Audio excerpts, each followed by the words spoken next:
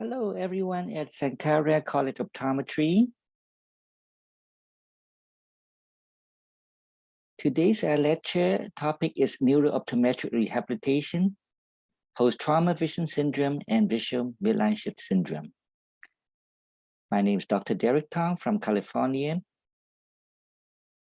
Here are my credentials.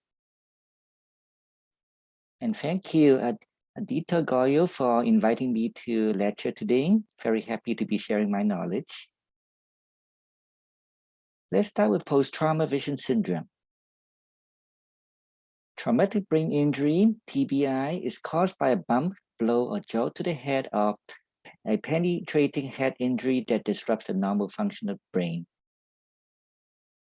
In the US, about 2 million people per year, and also in India, at least 1.5 to 2 million people per year. And the most common type of TBI, about 75% are either mild TBI or commonly called concussions. Different causes of TBI, including fall, struck by an object, struck against an object, car accidents, or other type of assaults. There's a very high prevalence of vision dysfunctions in TBI. According to Kafrida and others, in a retrospective study of 160 patients, vision dysfunctions were found in 90% of the patients. And these visual dysfunctions include binocular vision dysfunctions, ocular motor anomalies, accommodative dysfunctions, strabismus, or cranial nerve palsies. And what is post-trauma vision syndrome? It is a common vision disorder found in patients with brain injury where the ambient vision system is disrupted, causing binocular, accommodative, and/or ocular motor dysfunctions that leads to visual symptoms such as blur, eye strain, headaches, and reading difficulties. And many of our patients will have a difficulty reading, blurry vision, asphenopia meaning eye strain, diplopia meaning double vision, or light sensitivity. And quite often during your examination, you would find binocular dysfunction, accommodative dysfunction, or ocular motor dysfunction with the saccades or pursuits. We all know about eye convergence. If there's convergence insufficiency, these patients may notice doubling, the words moving, or the words shaking. In terms of examination, we will look at the refractive examination for visual acuities, objective and subjective refraction, binocular and accommodative, as well as the ocular motor examination, including cover test, stereopsis, near point of convergence, accommodative amplitudes, divergence ranges, the ocular motor test for saccade and pursuit, or the King-Diva test. In terms of eye health, pupils, visual field, external eye health, intraocular pressure, internal eye health. And in addition, during the neuro-optometric examination, we look into lenses, prisms, tints, as well as the visual midline shift.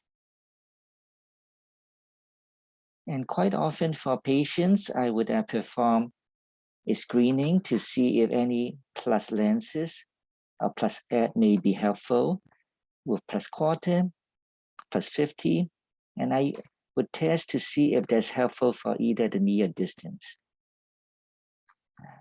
Based in prisms such as 0.5 in each eye, 1.0 at each eye, and the tinted lenses or binasal occlusion. So quite often patients will respond to one of these components or a combination of these components. Let's start with low plus lenses. Why do we prescribe those? The purpose is to relieve binocular or accommodative visual stress at near. And I would consider it for any TBI patients if they have complaints of blur, headaches, eye strain, especially with near work. And how much to prescribe? My experience is to provide the lowest amount that provides the maximal symptomatic relief. Quite often it's about a plus quarter or plus 50 in each eye. And if possible, we would prescribe ecospheres and no cylinders. So these are some of the low plus lenses that we have in the office, the plus 0.25, plus 0.50, plus 0.75, plus 1.00. How about basin prisms? They are used to provide visual stability to an unstable binocular vision system in the TBI patients. So here's a case study by Dr. Janis. And in his patient, he compared no prisms versus one basin in each eye. And there is an increase in the VEP, visual evoked potential, measurements of the amplitude of the signal. And I would prescribe the basin prisms if there is complaint of visual instability, even with good acuity distance. And quite often for near work, I would prescribe it in addition to any near low plus lenses. And again, the amount I would suggest is the lowest amount that provides maximal visual relief. So my clinical experience, most common prescriptions about a 0.5 basin each eye. And you may want to note when ordering for the lab to make sure they grind it in or ground prisms instead of decentrating prisms. Okay, so we can either use trial lenses from a trial lens set, or there are some prism flippers that are ready-made as well. So those are the ones that we will use for testing in the office, and then based on the measurements, we'll prescribe those. So sometimes it could be 0.5 in each eye, sometimes it could be 1.0 basin in each eye. And tinted lenses, we prescribe those to reduce light sensitivity. When to prescribe, if patients complain of photosensitivity, especially the indoors. And the type to prescribe is based on each patient's response. Many different tints, the most popular for our patients seems to be either the blue or the light green. But for other patients, some other combination of colors may also be helpful. The next treatment modality is binasal occlusion. It was found to be able to improve the VEP amplitude in the mild TBI subjects versus control subjects by curve reader. And we would prescribe that after TBI if there are visual symptoms despite all the other components like the low plus, basin, or tints. And how much to prescribe would be the least amount or the width that will reduce the visual symptoms. And the easiest way is to apply it over the glasses. It could be done with Scotch tape, or some other practitioners like to use the matte nail polish to paint the binasal occlusion over the nasal portion of each lens. Your prisms, why do we prescribe that? It would improve balance, posture, or spatial orientation. And I would prescribe that if there are signs of issues with balance, posture, or spatial orientation. In terms of which direction and how much to prescribe, we will need to evaluate for the visual midline shift syndrome and also look at the patient's response. So let's talk about the visual midline shift syndrome. In the literature, it is also known as abnormal egocentric localization. So let's talk about what it is in terms of definition, its clinical characteristics, symptoms, and prevalence. Visual midline shift syndrome was first described in the scientific literature by Dr. William Padula in 1996, so about 25 years ago. And here's my definition: a common vision disorder due to brain injury where the individual's perception of visual space is misaligned horizontally, vertically, or both, causing spatial disorientation, balance, and postural issues. And the symptoms that are reported by patients with visual midline shift syndrome includes dizziness, vertigo, nausea, difficulty driving, parking, difficulty with depth perception, and what looks straight ahead isn't always straight ahead. And the clinical characteristic of VMSS could include spatial disorientation, abnormal head or body posture, and a positive visual midline shift test. And what's the prevalence? In a study by Benso, Tong, Kafriden, they found about 40% of them acquired brain injury patients will have the visual midline shift. Of those patients, it included the TBI, stroke, and other brain injuries. And then Dr. Padula found visual midline shift in over 70% of patients with stroke. How about the prevalence of visual midline shift in the TBI? In a paper that myself and my colleagues have published in the COVD journal in 2016, it's a retrospective study, 30 TBI patients versus 30 non-TBI. And we included only the TBI, head injury, concussion, or car accident patients. So patients with stroke or other non-TBI brain injuries were excluded. And the method, we standardized it with the target, speed, as well as the procedure. So the patient was asked to look and follow horizontal moving target ball. The size is about 1/2 inch at a speed of 5 inches per second. Yeah. And the patient is to report when it reaches the middle, and it is performed at 3 gazes, primary, up and down gaze. And with that, we'll be able to see if the patient will have any horizontal midline shift, such as the right or left. So here's an example of a right visual midline shift.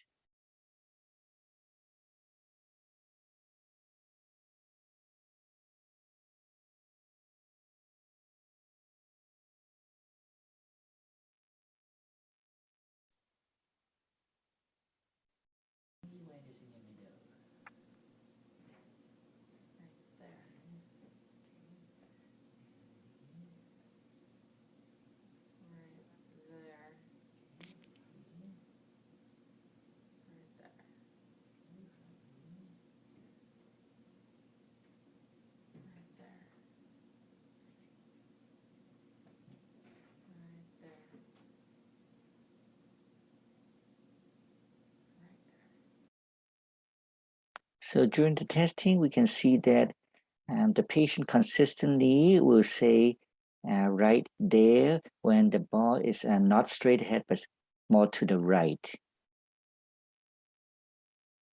And many of these patients, they have tendency to lean to the right. And we would also proceed to look for any vertical visual midline shift. And the procedure was for the patient to look and follow vertically moving target ball at a speed of 5 inches per second, patient to report when it reaches eye level, and perform at 3 gazes, which is primary, left, and right. And here's an example of what an anterior visual midline shift is. Anterior means the patient perceives it inferiorly when it's lower. And it's called anterior because the tendency is for them to lean forward anteriorly. Here's an example of patient.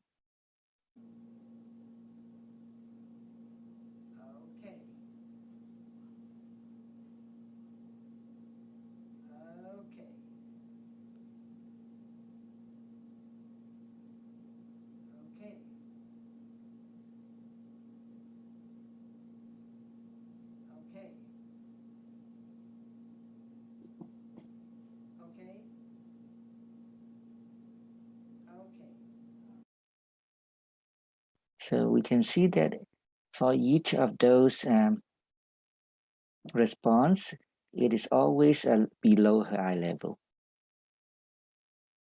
With the visual midline shift testing, if possible, we ask patient to be standing. Patient's head and body to be straight. Patient follows a moving target. And I try to stand off-center the patient so the patient would not use my nose, my eyes, to be a reference point of their middle. And try to be not at the patient's eye level. And we have found that for those patients with a history of TBI, the prevalence of the visual midline shift is over 90%. And for those without the TBI, is much less, about 12 to 13%. So a very significant difference.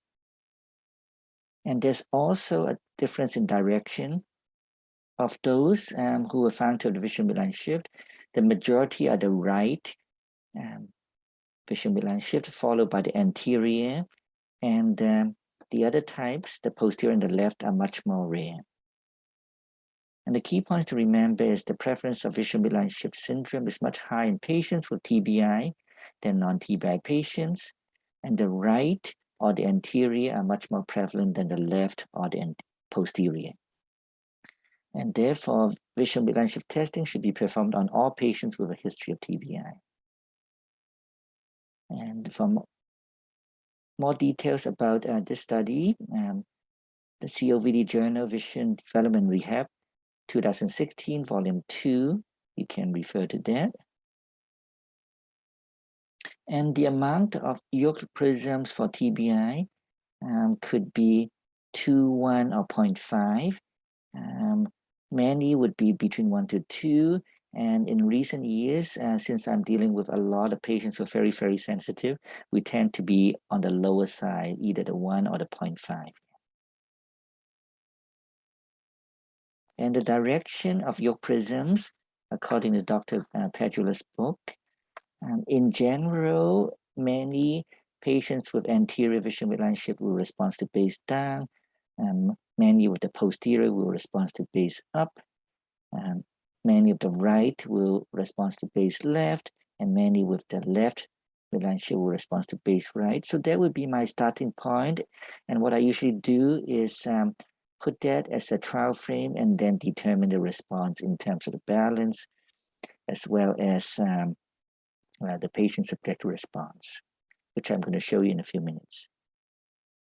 There has been clinical studies that shows with the VEP, with the yolk prisms, it provides activation. So this is really neat evidence, because it looks like from the signal analysis without prisms, a lot of the visual signal for some reason is being processed in the frontal lobes, which is for executive functions, whereas when the beneficial yolk prisms were worn, the signals are concentrated in the occipital lobe. So it actually correlates very well to what we have seen in a lot of our patients. When they try to read, they would tell us they can see, but it involves so much thinking, so much processing. But when they put on the prism or lenses, it's much more straightforward, much more easier. And the further evaluation of visual midline shift includes spatial localization, posture and balance, as well as their subjective response. Here's an example of a spatial localization. I'll use a Wolf-1 target, the same one that I used earlier for the visual midline shift testing. These are available from Optometric Extension Program, OEP. And what I would do is I'll be asking the patient to touch it with one finger. Again, I'll do it in primary gaze, up, down, left, right, as well as up, left, up, right, and down, left gaze.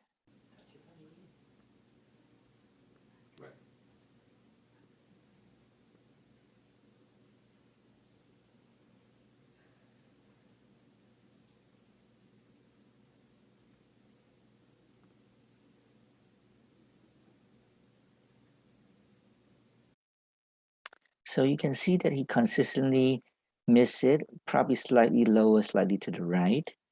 And with the proposed prism, we put those on and we'll repeat the same task.